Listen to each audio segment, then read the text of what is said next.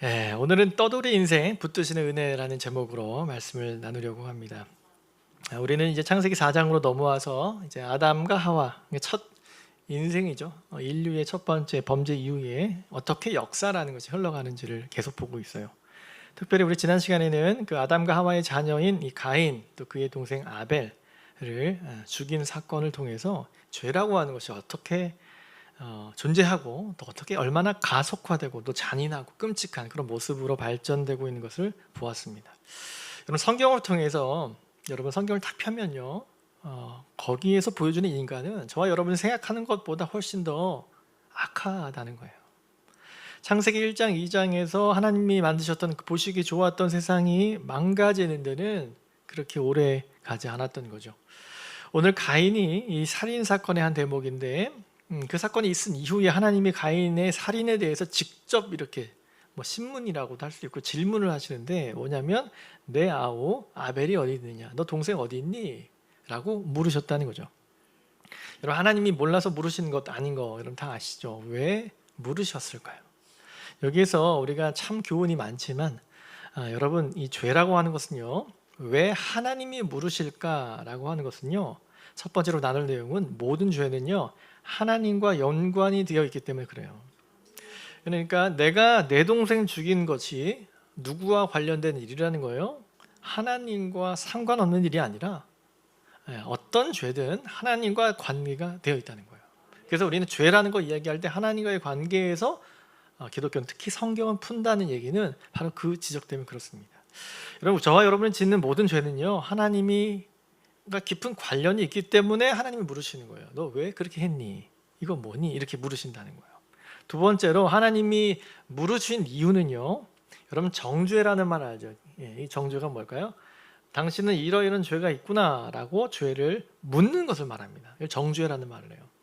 그런데요, 하나님의 뉘앙스를 한번 보시면 하나님이 지금 정죄와 판단, 심판을 위한 질문일까요? 그러니까 하나님이 어떤 증거가 필요하거나 세상 법정에는 그런 객관화가 필요하니까 원고든 피고든 변호사든 검사든 이렇게 있잖아요. 서로 얘기를 들어보고 어떤 잘못이 있구나 이렇게 판단하는 것 아니겠습니까?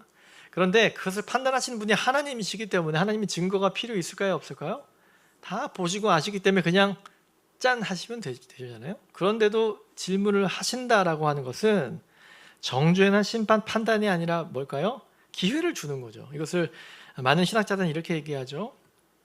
하나님은요 죄에 대한 인정과 돌이킴을 원하시기 때문에 질문을 하는 거예요. 그러니까 이 질문에는 이런 두 가지가 들어있는 거죠.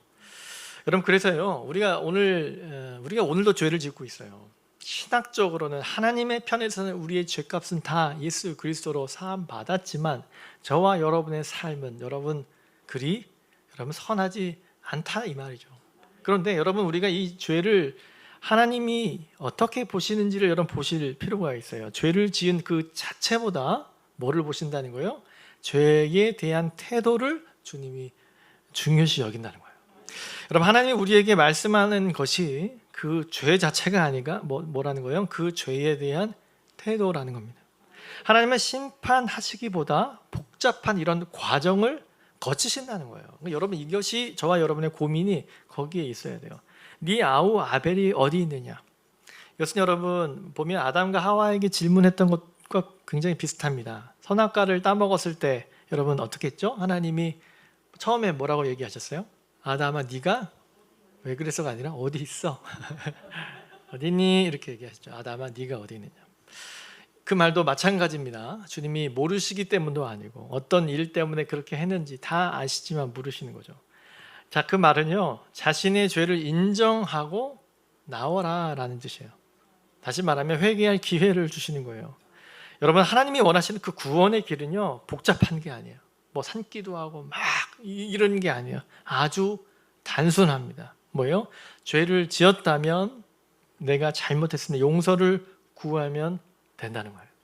이게 죄인이 가져야 될 태도예요. 여러분 하나님은 계속 기회를 주시는 하나님이신데 하나님은 그 가인의 태도를 지금 보고 계시는 거죠. 여러분 가인의 반응을 보시면 참 재밌어요. 9절을 보면 어떻게 해요? 내가 아우를 지키는 자입니까? 아마 감독이 있다면 어떻게 지시할까요? 멘트를 할 때 뭔가 이렇게 좀 뭐랄까요? 좀 대들듯이 대들듯이. 아니 하나님 제가 아우를 지키는 그런 사람입니까가 아니겠죠. 좀 이렇게 아니 제가 뭐 저 동생이 어디로 가도 제가 다 알아야 됩니까? 라는 식의 대답 아닐까요? 이걸 뭐라고 하죠? 한국말로 세 글자? 오리발이라고 하죠. 오리발. 이 오리발의 역사는 아주 오래된 것 같아요.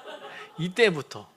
몰라요? 그럼 돼요. 사실 그렇잖아요. 몰라요? 그럼 되는데 이렇게 제가 지키는 사람입니까? 라고 하는 다소 뻔뻔한 모습이 여러분 가인의 멘트에 들어있다는 거예요. 여러분 나중에 뭔가 이 편집된 게 아니라 그 가인의 그 죄인이 가지고 있는 그런 모습이 아주 잘 들어있는 거죠. 다시 말하면 구원을 위해 하나님은 지금 기회를 주는 거 아니겠습니까? 구원을 위해서 내미시는 하나님의 손과 구원을 거절하고 있는 완강한 죄인의 모습이 나와 있는 거죠. 여러분 인간은요 하나님 앞에 지은 죄를요 부정합니다. 사실 여러분 죄를 인정하지 않는 태도는 뭐와 같으냐면 내가 하나님 되어 있는 상태와 같습니다. 하나님을 인정한다 이런 말 많이 하거든요. 하나님을 하나님 되게 하라 뭐 이런 얘기 하세요. 어려운 말이지만 무슨 얘기냐면 하나님을 인정하세요 라는 뜻인데 하나님을 인정한다고 하는 말은요 내가 그분 앞에서 뭐임을 고백하는 거다? 죄인임을 고백한다는 말이에요. 하나님이라고 얘기하는 것은요 제가 죄인입니다 라는 뜻이라는 거예요. 여러분 우리가 매우 중요한 것은요 죄를 죄로 인정하는 거예요. 여러분 참 쉬운 것 같죠? 전혀 쉽지가 않습니다. 여러분 우리는 세상의 문화 안에서 어떤 것을 경험하죠? 죄를 지었음에도 불구하고 죄를 부정하는, 죄를 인정하면 내가 무슨 사람이 된다? 나쁜 사람이 된다라고 하는 어떤 중압감에 사로잡히셨어요. 그러니까 잘못했으면 너 이러고 너가 했니? 라고 하면 어떻게 얘기해요? 제가 했어요. 이렇게 해서 그렇게 하고 말았네요. 죄송해요.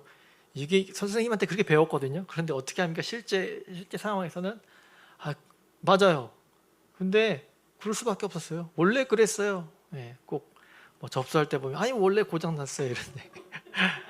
네, 다 따지고 보면 저와 여러분의 부주의함에 어떤 원인이 있는 거 뻔히 알면서도 일단은 잡았대. 네, 이렇게 얘기하면서 여러분 이런 문화가 하도 오래됐기 때문에 웃기지도 않습니다. 이제는 이미 인정을 먼저 하면 뭐예요? 약자가 되니까 끝까지 버텨라. 여러분 그런 인생의 노하우를 전수받고 사는 인생들이죠.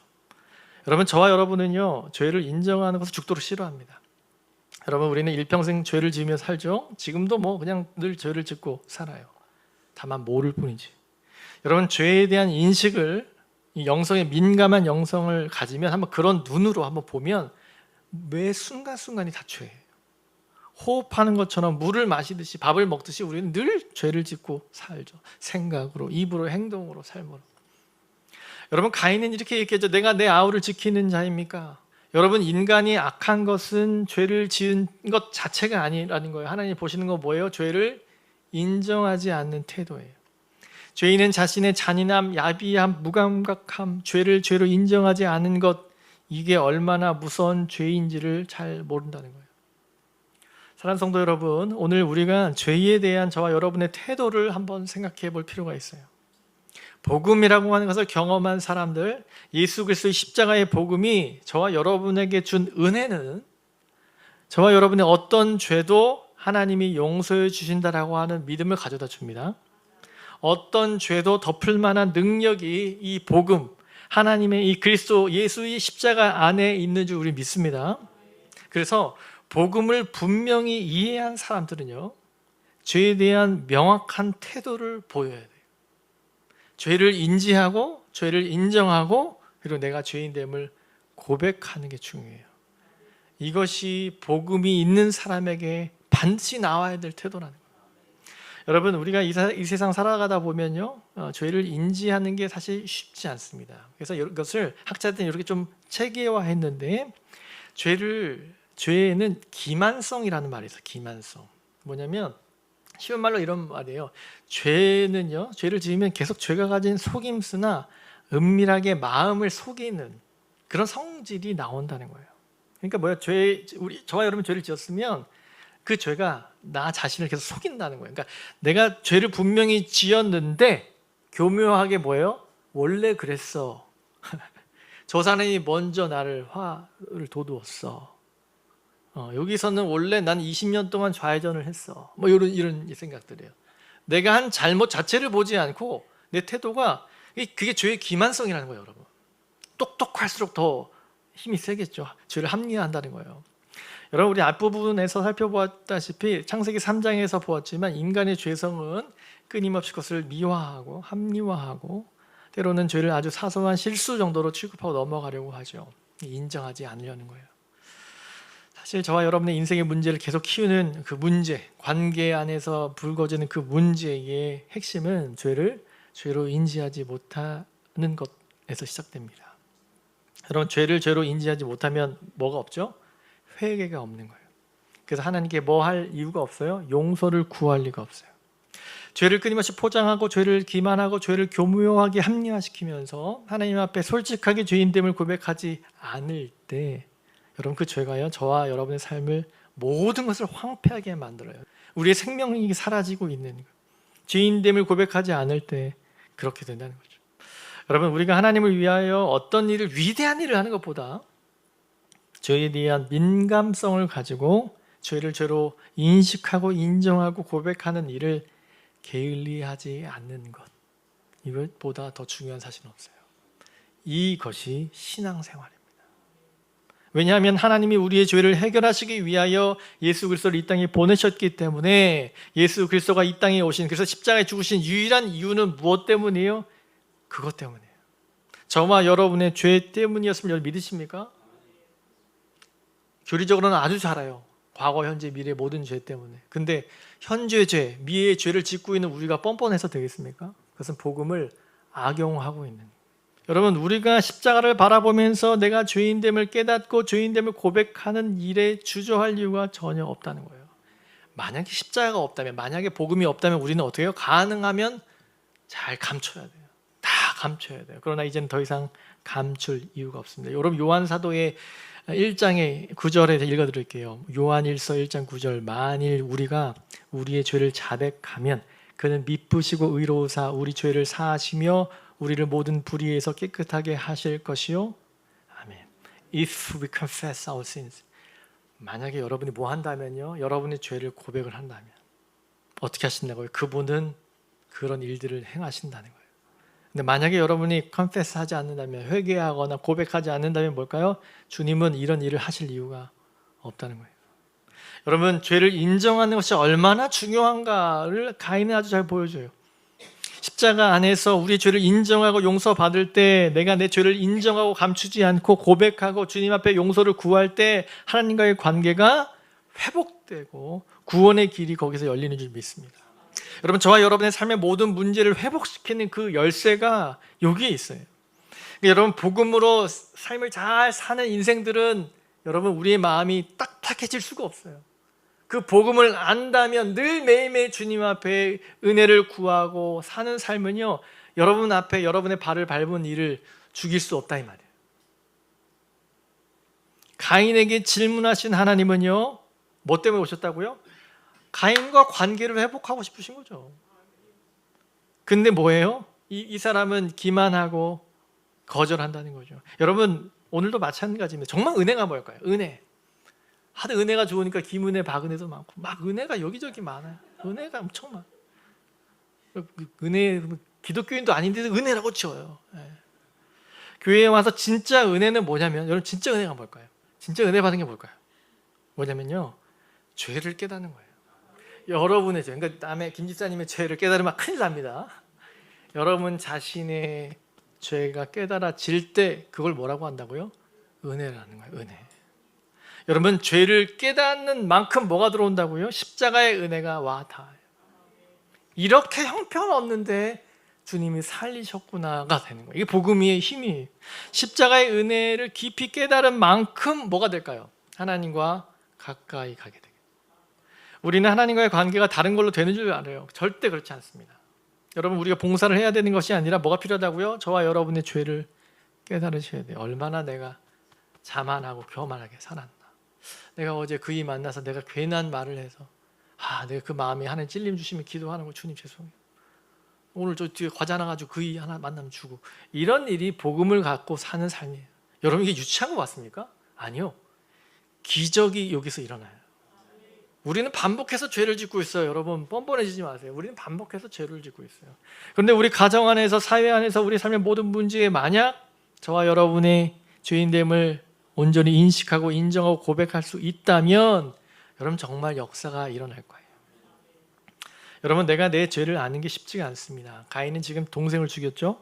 늘 밥을 먹고 함께 자고 함께 지내고 뭐 얼마나 살았는지 모르겠지만 그 세월 함께 혈육인 많은 세상에 인구가 많았던 때도 아니잖아요. 사실 그렇잖아요. 혈육인 동생을 잔인하게 죽였는데 돌아서서 하나님 앞에서 그 죄를 부정하는 인간의 모습을 우리 여러분 잘 보셔야 돼요. 우리 오늘 예배 때마다 예수 그리스도의 십자가의 보혈 고백하는 이유가 뭘까요? 십자가를 바라보는 이유가 뭘까요? 이런 얘기예요. 그분이 아니었다면, 따라하겠습니다. 그분이 아니었다면 죄로 우리는 죽었어야 될 존재다. 살려주신 그분을 바라보는 거죠. 그런데 하나님은 그 아들을 통하여 십자가에 죽게 하심으로 우리의 모든 죄로부터 용서해 주셨기 때문에 우리는 우리의 죄를 끌어안고 있지 않고 쌓아가지 않고 있는 그대로 주님 앞에 고백하면 주님이 묻지 않으시거든요. 다 해결하셨거든요. 그런데 관계에 있는 그 안타까움을 주님께서 다시 회복시켜 주시고, 그때 뭐가 와요? 우리 안에 하나님의 은혜가 오는 거예요. 은혜가 계속 오는 거예요.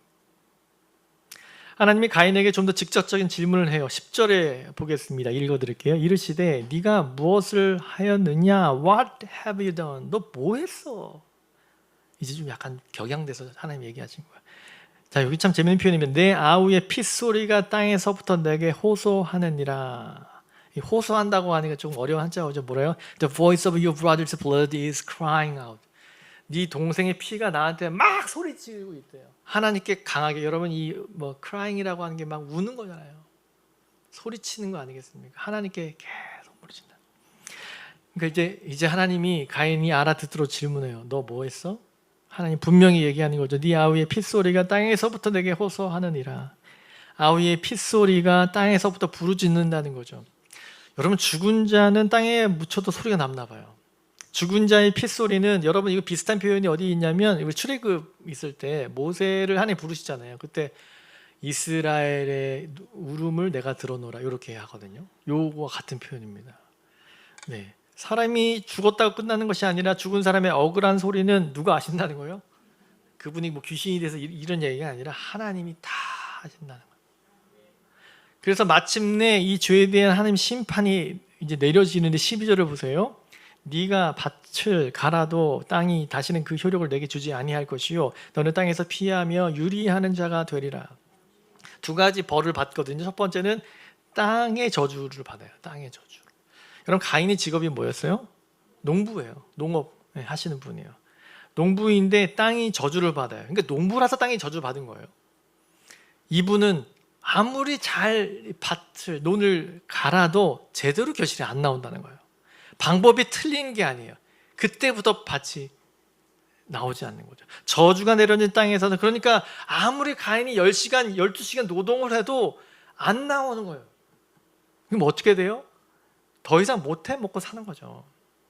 땀을 흘렸는데도 너무 부실한 결과를 맺는 것.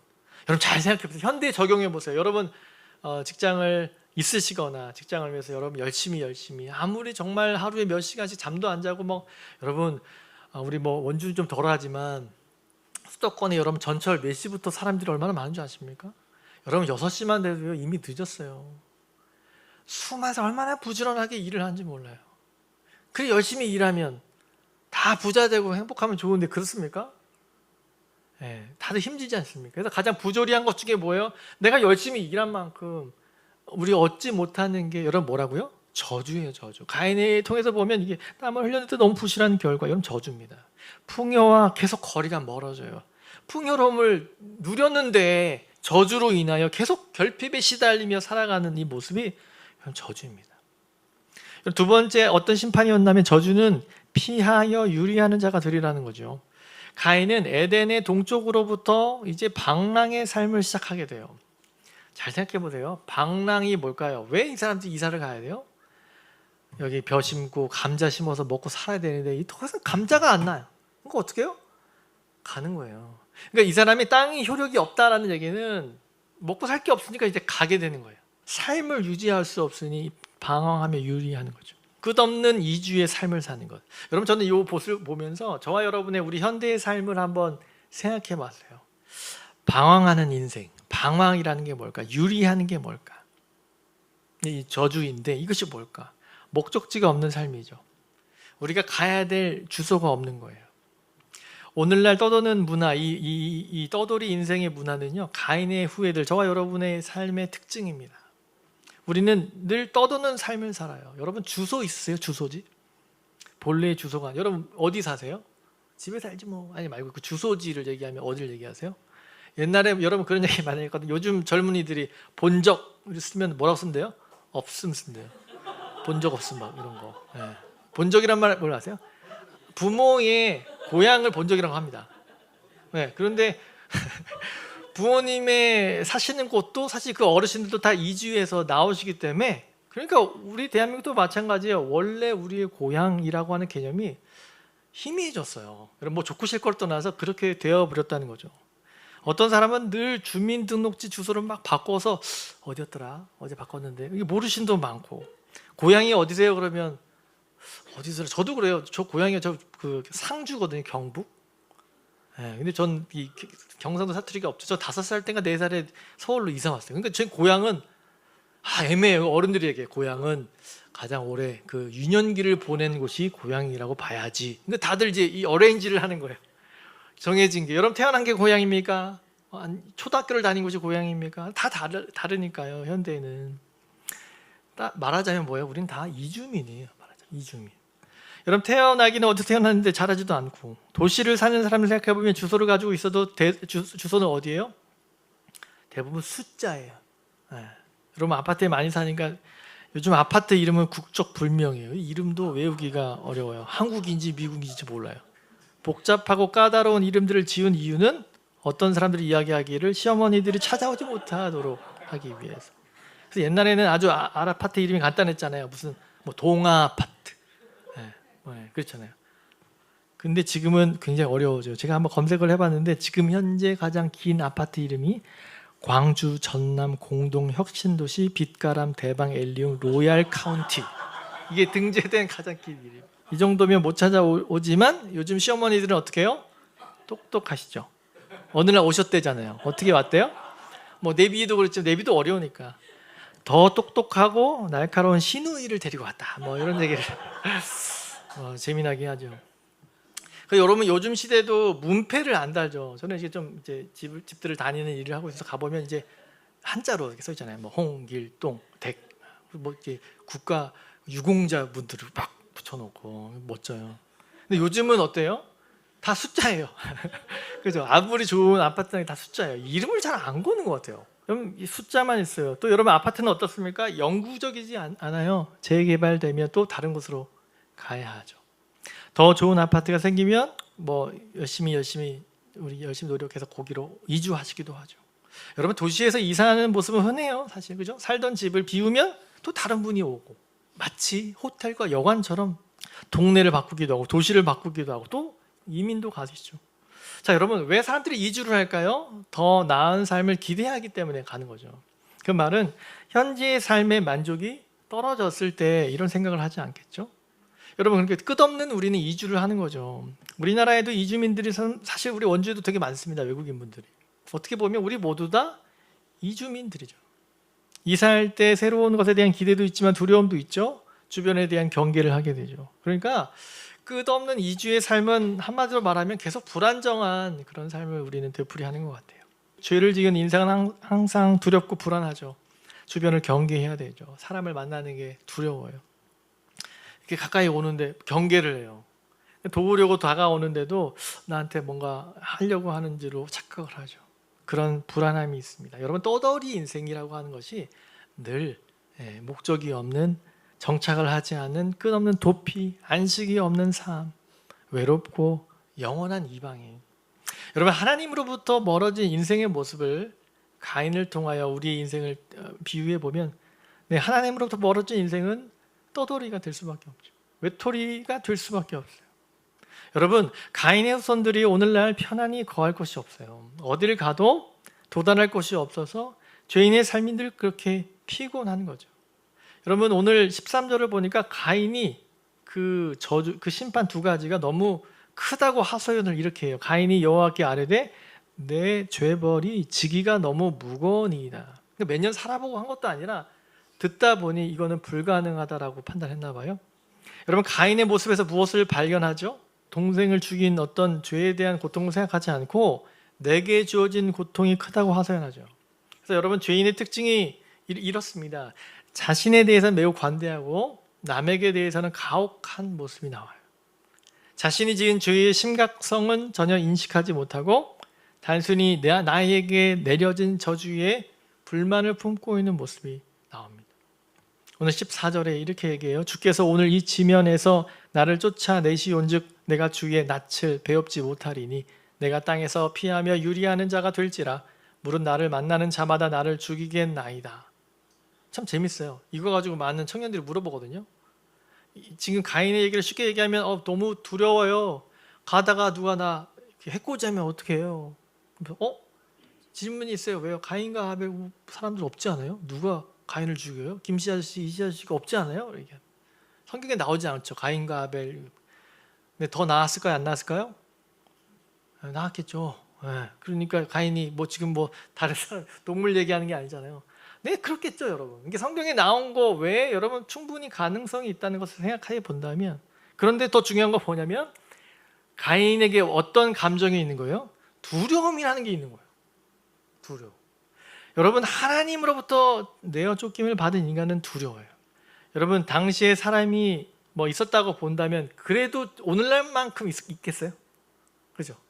아직 인구가 늘어날 때도 아니겠죠. 그럼에도 가인은 사람이 두려웠던 것 같아요. 죄를 지은 징벌은 스스로 두려움에 떠는 거죠. 그러니까 진짜 누군가가 나를 해코지 하는 게 아니라 나 자신이 누구를 죽여요? 나를 죽이고 있는.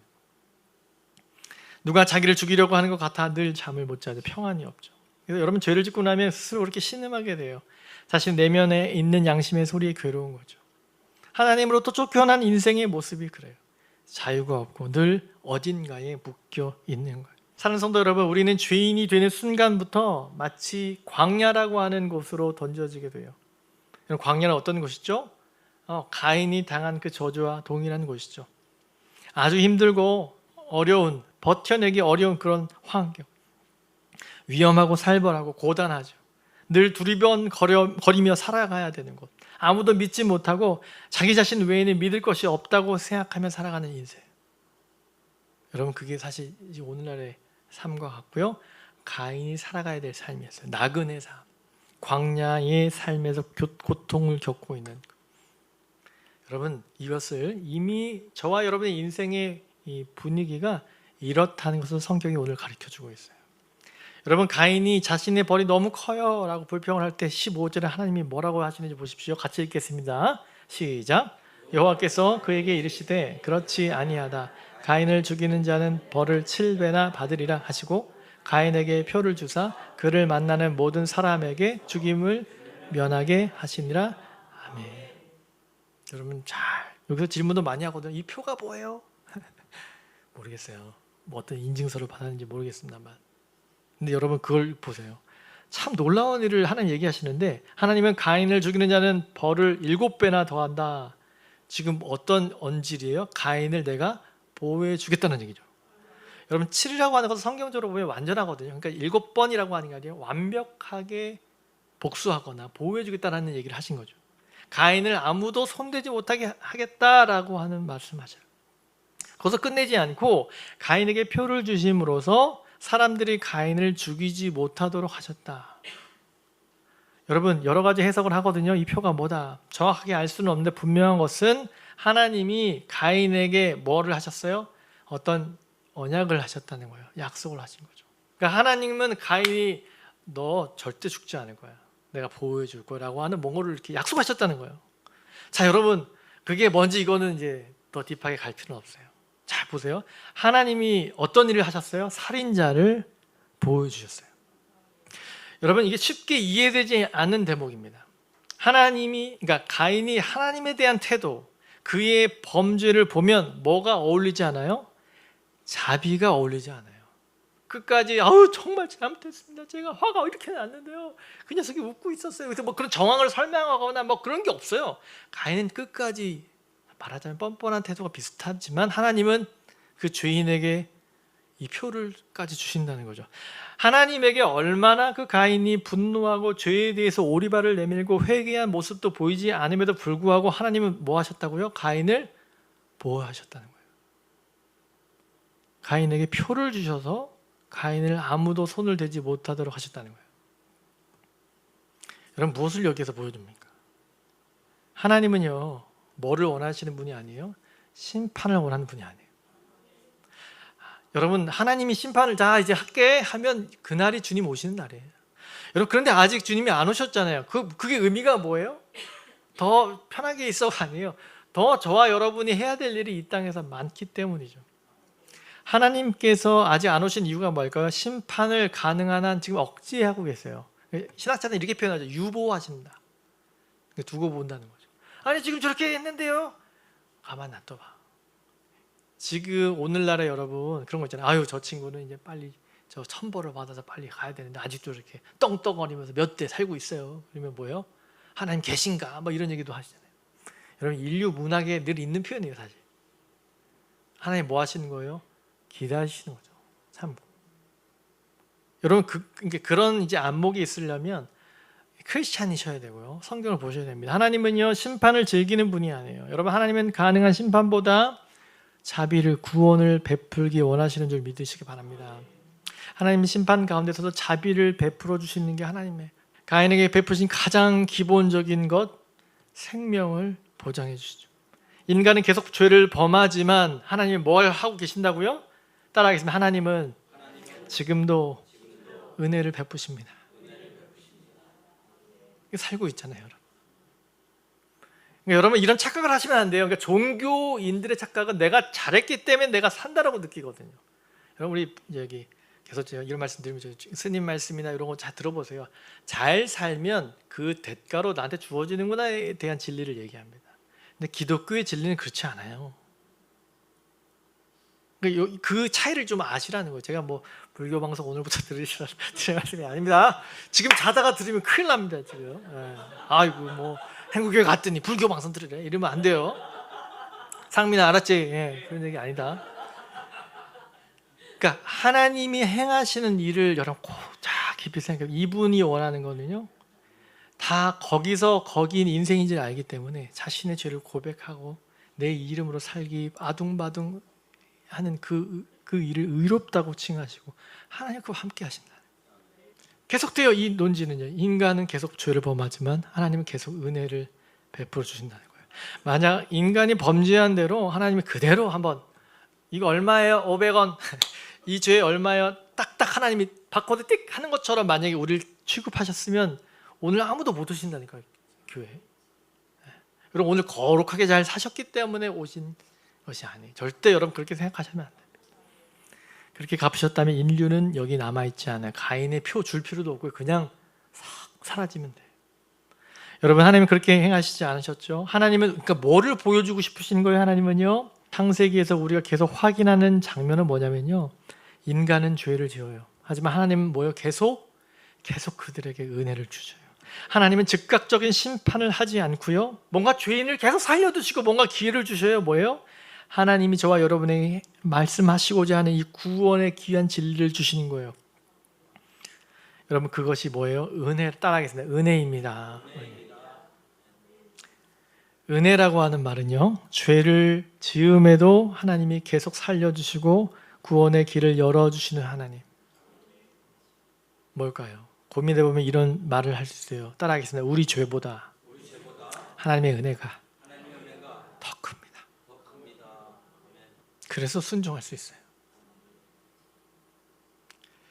네, 여러분이 하려고 하는 일, 하고 있는 일에 누가 물어봅시다. 왜 그거 해요?